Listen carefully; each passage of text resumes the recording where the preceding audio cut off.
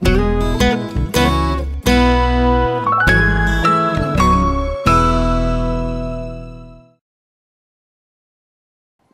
दोस्तों, एक और बार हम लोग एक और वीडियो की तरफ चलते हैं। एक और इम्पोर्टेंट पहलू को समझने की कोशिश करते हैं।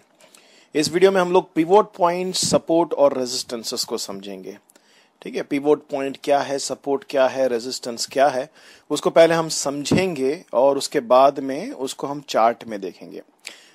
एक भाई ने बहुत ही आसानी से कह दिया कि ट्रेडिंग का मतलब ही होता है सपोर्ट पे बाई करना और रेजिस्टेंस पे सेल करना। वो कहते हैं कि इससे ज्यादा ट्रेडिंग में कुछ रखा ही नहीं है। तो इतना महत्व है ट्रेडिंग का, सपोर्ट एंड रेजिस्टेंस का ट्रेडिंग पर।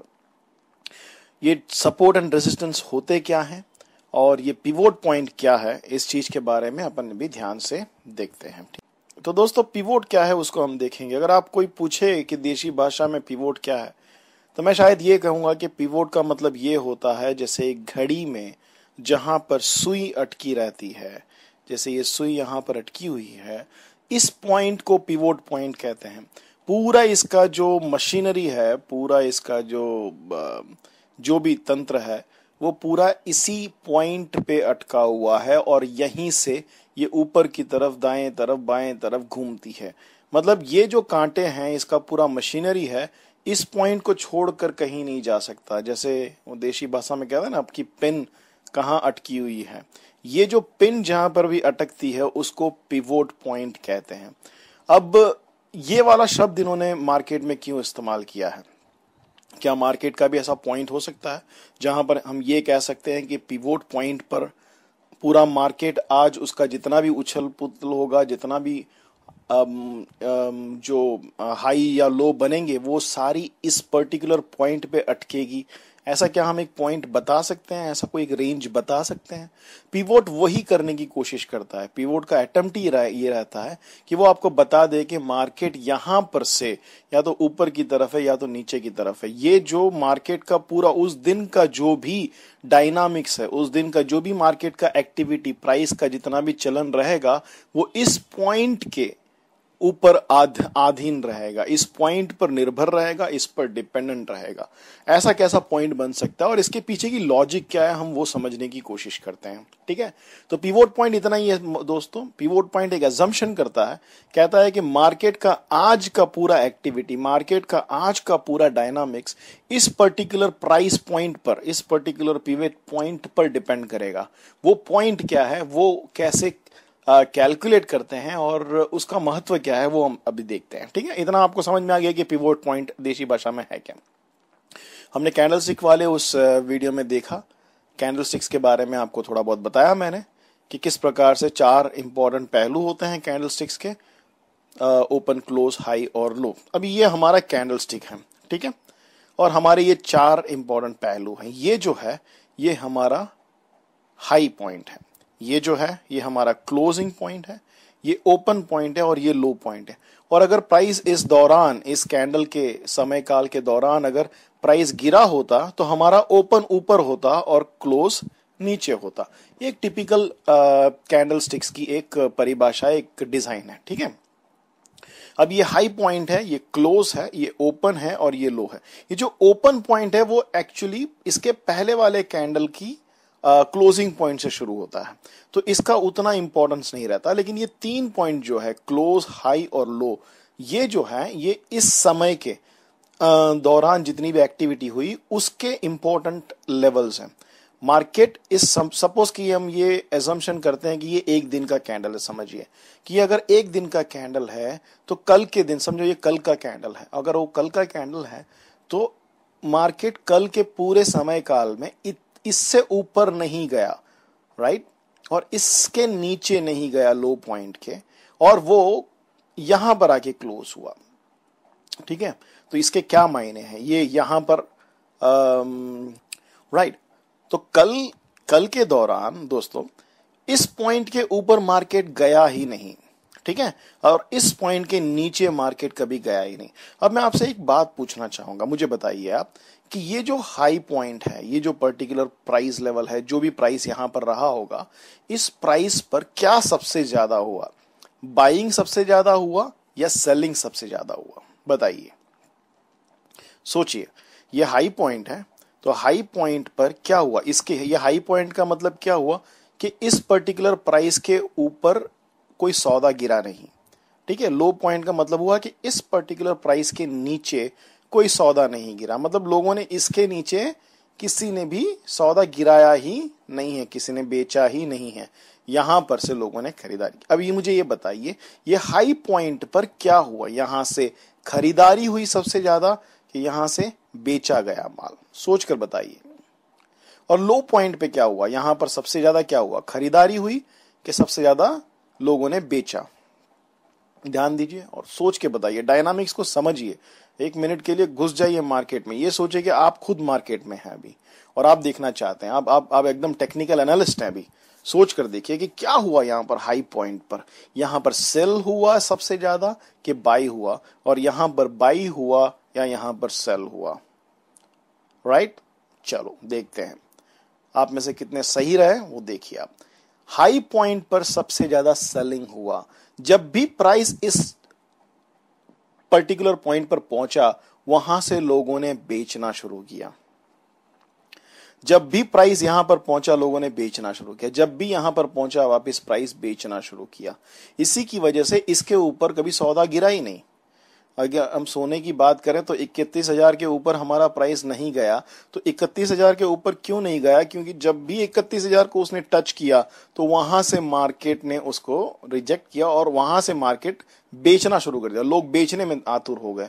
और जितने भी बैंक्स थे, जितने लोगों के पास बड़े बड़े जो सौदे मारते हैं, उन लोगों ने सभी ने बेचना शुरू कर दिया। राइट, क्योंकि हाई उसके ऊपर नहीं बना, क्योंकि वहां से लोगों ने बेचना शुरू किया। लोगों को लगा कि 31,000 का जो प्राइस है वो बहुत ही इंपॉर्टेंट प्राइस है, इसके ऊपर शायद मार्केट नहीं जाएगा। तो जब भी हाई पॉइंट बनता है, हाई पर सबसे ज्यादा क्या होता है, वहां पर बेचते हैं लोग, वहां पर सेलिंग होता है, वहां पर खरीदारी नहीं होती। और उसी हिसाब से ये जो लो पॉइंट है, ये हमारा सबसे लोवेस्ट पॉइंट है समझिए उस दिन का। तो इस दिन क्या हुआ, जब भी पॉइंट यहां पर आया, मार्केट यहां पर आया, इस प्राइस पर आया, लोगों ने खरीदना शुरू किया तो वो वापस ऊपर चला गया, वापस वो नीचे आया होगा, वापस लोगों ने खरीदा तो ऊपर चला गया, वापस नीचे आया होगा, वापस लोगों ने वहां से खरीदा। मतलब इसके नीचे लोग किसी ने बेचा ही नहीं, कल के दौरान इस प्राइस के नीचे किसी ने कुछ बेचा ही नहीं, उसी की वजह से वो लो हुआ। ठीक है, ठीक है, तो ये हाई का मतलब हुआ यहां पर सबसे ज्यादा सेलिंग हुआ, लो का मतलब हुआ यहां पर सबसे ज्यादा बाइंग हुआ। अब दूसरा एक मैं आपको सवाल पूछता हूं, उस पर ध्यान दीजिएगा कि यहां पर जहां पर सेलिंग सबसे ज्यादा हुआ वहां पर इमोशंस क्या रहे होंगे लोगों के, वहां पर किस टाइप का इमोशन रहा होगा, पूरा मार्केट कौन से इमोशन पर बेचना शुरू करता है, पूरा मार्केट कौन से इमोशन पर खरीदना शुरू करता है, ये बताइए मुझे आपकी। आप कपड़े या कोई भी चीज वस्तु आतुरता से कब खरीदने जाएंगे या आप कोई चीज कब बेचने जाएंगे, ये बताइए। कि पूरा मार्केट लगा हुआ है, ये क्या पॉइंट बता रहा है, समझिए 2 करोड़ करोड़ का मार्केट है, ये इतना बड़ा मार्केट है, करोड़ों अरबों रुपए का करेंसी का ट्रेडिंग होता है या कमोडिटी का, पूरी दुनिया गोल्ड सेल कर रही है, पूरा हिंदुस्तान मार्केट में लगा हुआ है। ये हाई पॉइंट पर कौन सा इमोशन रहा होगा कि यहां पर सबसे ज्यादा सेलिंग हुई है, और ये लो पॉइंट पर ऐसा कौन सा इमोशन रहा होगा कि जहां पर सबसे ज्यादा बाइंग हुई है। जरा सोच के आप बताइए कि कौन से इमोशंस रहे होंगे, यहां पर कौन सा इमोशन रहा होगा और यहां पर कौन सा इमोशन रहा होगा। राइट, पॉज कर दीजिए और फिर सोच के बताइए। चलो मैं बताता हूं, ये देखिए जहां से सबसे ज्यादा सेलिंग हुआ है वहां पर जाहिर है कि वहां पर अपना फियर रहा होगा, है ना। जहां से सबसे ज्यादा बेचेंगे कब, जब लोग डर जाते हैं, उनको लगता है यार इसके ऊपर नहीं जाएगा और माल इससे अच्छा प्राइस नहीं मिल सकता, चलो यहां से अपना प्रॉफिट ले लेते हैं। जब फियर आता है मार्केट में, जब डर आता है मार्केट में, तब लोग बेचते हैं। तो हाई जो होता है आपका, ये हाई पॉइंट, वो इसका मतलब हुआ कि ये यहां पर लोग डर गए, कहते हैं कि भाई इसके ऊपर नहीं मिलेगा, ये सबसे अच्छा रेट है, चलो यहां से बेच देते हैं। कौन बेच रहे हैं, बैंक्स वाले बेच रहे हैं, रिटेलर्स बेच रहे हैं, इंस्टीट्यूशंस बेच रहे हैं, कॉर्पोरेट्स बेच रहे हैं। हर आदमी कल की तारीख में, अगर ये कल का कैंडल है तो भाई कल की तारीख में हर एक आदमी ने इस पर्टिकुलर पॉइंट को इतना रिस्पेक्ट किया, उससे वो डर गए, वो कह रहे हैं कि भाई इससे अच्छा माल आज इस प्राइस में नहीं निकल सकता, तो प्लीज यहां से बेच दो। तो पूरा मार्केट कल के तारीख में इस पर्टिकुलर पॉइंट पर डर गया, वो भयभीत हो जाता है कि यार इससे अच्छा प्राइस नहीं मिलेगा, यार अच्छा प्रॉफिट है, चलो बेच देते हैं। ठीक है, तो ये जो पॉइंट है ये फियर का पॉइंट है मार्केट का। ये मेरा परिभाषा है, आप कहीं पर बाहर मेरे ख्याल से और कहीं भी पढ़ोगे तो ये परिभाषाएं आपको नहीं मिलेगी, डेफिनेशंस, लेकिन मैंने जो इसके अंदर ध्यान देकर समझा है मैं उस चीज को बता रहा हूं। तो जब हाई पॉइंट आता है तो वहां पे मार्केट डर जाता है, मार्केट कहता है इससे अच्छा प्राइस इसका नहीं मिलेगा, और वो बेच देते हैं। ठीक है, अच्छा अभी लो के तरफ हम देखते हैं। तो लो पॉइंट क्या है? तो लो ऐसा कौन सा पॉइंट है जहां पर सारी मार्केट कल के दिन, ये 2 करोड़ करोड़ का मार्केट, इंस्टीट्यूशन से लेकर कॉर्पोरेट से लेकर एफआईआई से लेकर हर आदमी यहां से खरीद रहा है, तो इसका मतलब क्या हुआ कि ये कौन सा आपको वो इमोशन देता है? जाहिर है एक ऐसा इमोशन के जहां पर पूरी दुनिया टूट पड़ी है खरीदने के लिए, तो वो लोभ ही हो सकता है।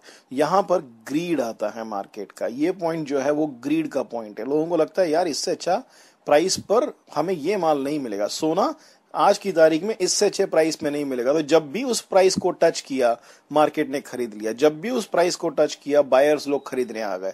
और इसी की वजह से इस लो को उन्होंने होल्ड किया, समझ रहे हैं आप, इसके नीचे नहीं जाने दिया, क्योंकि जब भी यहाँ पे आया लोगों ने खरीद दिया। अगर यहाँ पर भी लोग बेचने पे तुले होते तो मार्केट और नीचे गया होता, लेकिन यहाँ पर लोगों ने खरीदना शुरू किया।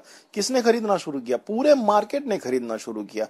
मतलब पूरी मार्केट की नजर में ये जो प्राइस पॉइंट है कल का, ये प्राइस पॉइंट कुछ ना कुछ तो महत्व होगा ना, कि पूरा मार्केट, पूरा विश्व आज की तारीख में या कल की तारीख में इस पॉइंट पर से सिर्फ बाई कर रहा है, तो कुछ तो महत्व होना चाहिए। या तो सोचिए कि इस पॉइंट से सिर्फ सेल कर रहा है, तो कुछ तो होगा ना भाई, ऐसे थोड़ी सेल कर रहे हैं। इंस्टीट्यूशन भी सेल कर रहा है, बैंक भी सेल कर रहा है, एफआईआई भी सेल कर रहा है, रिटेलर भी सेल कर रहा है, म्यूचुअल फंड वाला भी सेल कर रहा है, तो ऐसा कुछ तो होगा कि इस पॉइंट से कल की तारीख में लोगों ने सेल किया, तो इस पॉइंट का कोई तो महत्व होगा, कोई तो उसका एक पावर होगा। तो ये जो पावर है वो एक्चुअली वो इमोशन, मार्केट का कलेक्टिव इमोशन है, वो फियर वाला पावर था। और यहां पर लोगों का ग्रीड आ गया कि यार कल की तारीख में इस प्राइस पर लोगों को लगा कि गोल्ड मुझे खरीदना चाहिए, आरएनआरएल मुझे खरीदना चाहिए, या तो फिर आप बोलोगे कि मुझे करेंसी मार्केट में यूरो यूएसडी कोई भी चीज खरीदना चाहिए। समझ में आया आपको? तो ये दो सबसे इंपॉर्टेंट चीजें हैं जो बेचने पर या खरीदने पर हमें मजबूर करते हैं। ठीक है, तो ये हमारा फियर है और ये हमारा ग्रीड है, ये हमारा लालच है और ये हमारा डर है। ओके, हाई पॉइंट हमारा डर है और लो पॉइंट हमारा लालच है। ठीक है, अब ये ओपन तो चलो ओपन है, ओपन तो मैंने बताया कि पिछले कैंडल का क्लोजिंग पॉइंट ओपन है, तो उसमें कोई बड़ी बात नहीं। लेकिन चलो ये जो है क्लोज, क्लोज क्या है? क्लोज जो होता है मैं समझता हूं वो मार्केट का कॉन्फिडेंस लेवल है। मार्केट को, ट्रेडर्स को इस प्राइस पॉइंट पर कॉन्फिडेंस है, उनको लगता है आज मैं इस प्राइस पर माल घर पर रख सकता हूं, इस प्राइस पर मैं माल घर ले जा सकता हूं और कल इस प्राइस से ऊपर ही जाएगा का एक कॉन्फिडेंस होता है लोगों में। इसी की वजह से क्लोज जो होता है वो कॉन्फिडेंस दिखाता है मार्केट में। अगर क्लोज जो है वो अचानक लास्ट में उछलकर ऊपर की तरह हुआ होगा, तो समझने का कि कल जो मार्केट खुलेगा उसमें ज्यादा कॉन्फिडेंस है, लोग अभी ऊपर जाएगा ऐसी आशा रख रहे हैं। लेकिन यही चीज लास्ट के 2 घंटे में, समझो मार्केट के क्लोजिंग टाइम पर ये चीज नीचे घुस गया होता और लाल कैंडल बन गई होती, इसका मतलब है कि यार मेजॉरिटी लोगों को लगता है कि यार नहीं, इससे कल मार्केट नीचे जाएगा, हमें माल अपने हाथ में नहीं रखना चाहिए, हमें बेच के चले जाना चाहिए। करेंसी में भी वैसा ही होता है। अगर समझो कि ये क्लोज जो है वो कोई इंपॉर्टेंट लेवल के ऊपर जाके क्लोज होता है, पिवोट लेवल्स के ऊपर, या समझो फिबोनाची लेवल के ऊपर, या मूविंग एवरेजेस के ऊपर अगर क्लोज होता है, इसका मतलब है कि कलेक्टिवली ये पूरा मार्केट समझता है कि आने वाले दिनों में या आने वाले हफ्ते में या कल सुबह मार्केट इस लेवल के ऊपर ही जाएगा। तो वो एक कॉन्फिडेंस बताता है। आप सोच कर देखिए, 3 सबसे इंपॉर्टेंट इमोशंस जो किसी भी ट्रेडर को डिसीजन लेने में मदद करते हैं, वो एक होता है कि डर होता है। जाहिर है आप सब जितने भी लोगों ने ट्रेडिंग किया है वो समझेंगे कि डर एक बहुत ही इंपॉर्टेंट इमोशन है। आदमी डर के मारे भी डिसीजन लेता है, या तो ट्रेड से निकलता है या तो ट्रेड में एंटर करता है। दूसरा एक होता है लालच, पूरी मार्केट ही लालच पे टिकी हुई है। हर आदमी यहाँ पैसा कमाना चाहता है।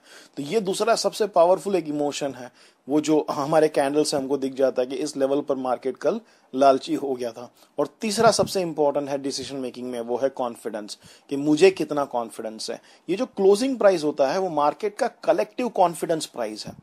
पूरा मार्केट समझता है कि ये प्राइस बराबर है, मैं इस प्राइस पर माल घर ले जा सकता हूं, राइट। तो ये तीन जो इंपॉर्टेंट इमोशंस हैं, हमारा टेक्निकल एनालिसिस घुस गया उसमें और कहता है यार ये तीन जो सबसे इंपॉर्टेंट है, भले वो 4 घंटे का हो, डेली का हो, जो भी हो, आपको तीन ये जो उसने दिए, अब आधे घंटे 15 मिनट में तो घुसिए ही नहीं कोई कैंडल में। 4 घंटा डेली अगर मैं आप देखोगे तो आपको समझ में आ जाएगा कि मार्केट के तीन कौन से लेवल्स हैं, कौन से लेवल पर मार्केट डर रहा है, कौन से लेवल पर मार्केट लालची हो रहा है, और कौन से प्राइस पॉइंट पर मार्केट को कॉन्फिडेंस है। तो अपने टेक्निकल एनालिसिस में सोचा कि यार चलो ये तीन इंपॉर्टेंट प्राइस पॉइंट्स है, तीन इंपॉर्टेंट इमोशंस हैं, तीन इंपॉर्टेंट इमोशंस हैं जो मार्केट में डिसीजन मेकिंग करने पर मजबूर करते हैं। ऐसे तीन पॉइंट्स है जहां पर मार्केट में जो कलेक्टिव है, मतलब एक आदमी का नहीं है, ये पूरे मार्केट का, पूरे रिटेलर्स का, हर एक का मिलाकर एक इमोशनल पॉइंट जो बनता है। ये तीन इंपॉर्टेंट पॉइंट को क्यों ना हम यूज करें, और उस तीन इंपॉर्टेंट पॉइंट को हम, इस इमोशनल पॉइंट्स को हम यूज करके उसका एक एवरेज निकालें। और इन लोगों ने निकाला पिवोट पॉइंट। उन्होंने क्या कर दिया, ये फियर, ग्रीड और कॉन्फिडेंस, मतलब हाई, लो और राइट क्लोज, हाई, लो और क्लोज, ओपन नहीं, हाई, लो और क्लोज, ये तीनों को मिलाकर उसका जो एवरेज इन्होंने निकाला और कहा कि वो जो एवरेज है वो हमारे आज के मार्केट पॉइंट का, मतलब कल का हाई, कल का लो और कल का क्लोज, इन तीनों को मिलाकर उसका जो एवरेज निकलता है, वो जो पॉइंट है, वो जो प्राइस है, हम टेक्निकल एनालिस्ट लोग समझते हैं कि वो इस आज के मार्केट का पिवोट पॉइंट है।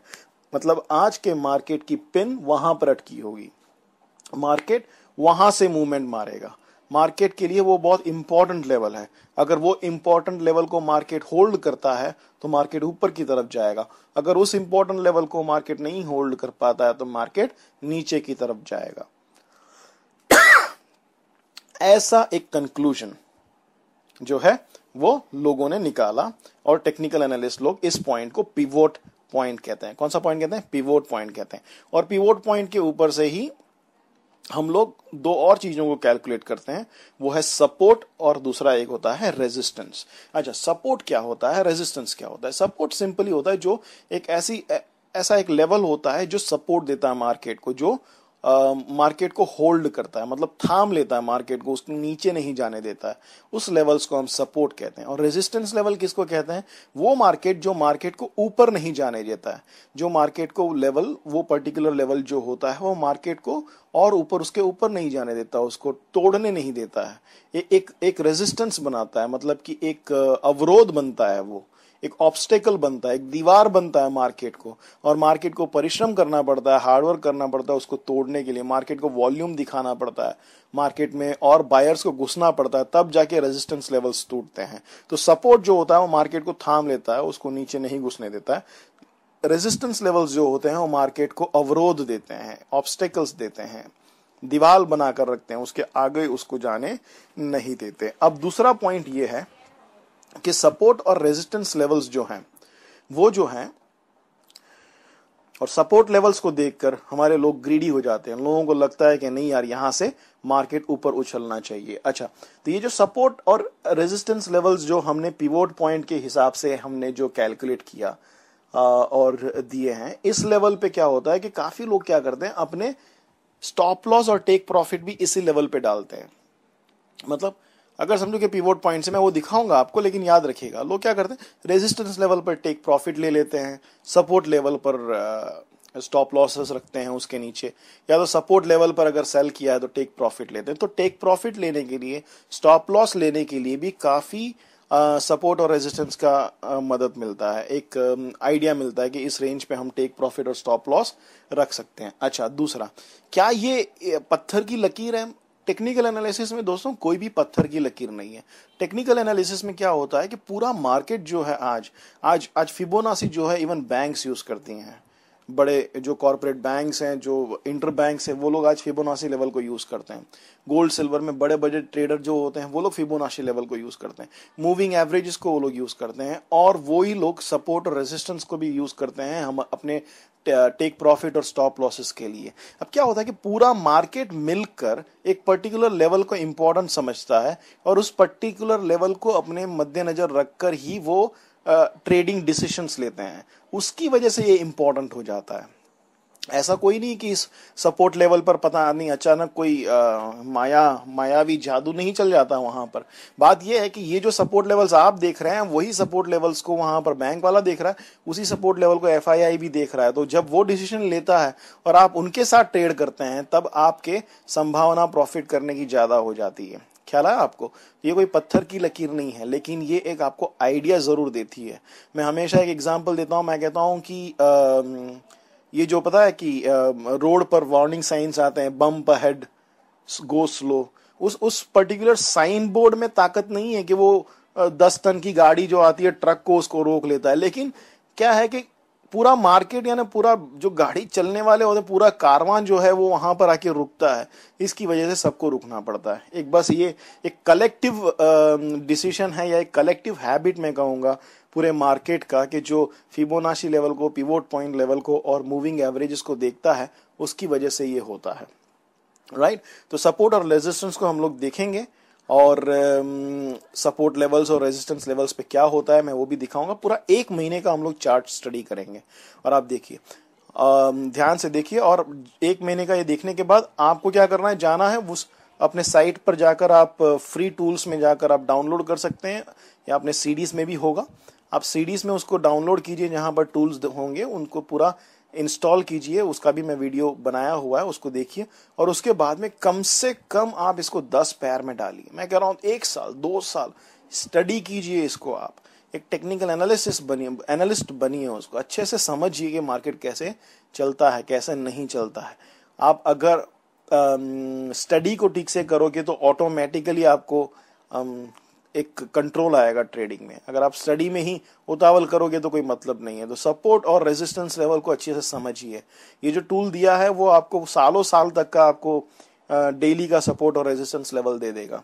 तो आप उसको डाउनलोड कीजिए, कृपया उसको स्टडी कीजिए। मैं तो कहता हूँ 1-2 दिन, जितने ज्यादा पैर्स उतने ज्यादा पैर्स, जितने साल का स्टडी उतने साल का स्टडी आप करेंगे, ध्यान देकर नोटपैड लेके बैठेंगे तो काफी फायदा मिलेगा।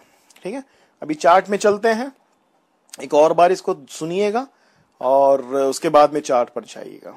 Right guys, so take care, God bless you. मिलते हैं चार्ट के साथ, लेकिन उसके पहले मैं चाहता हूं कि आप इसको ढंग से देखिए, अपने साइट पे जाइए, सब्सक्राइब कीजिए, कमेंट कीजिए और अच्छे से स्टडी कीजिए। God bless you, bye.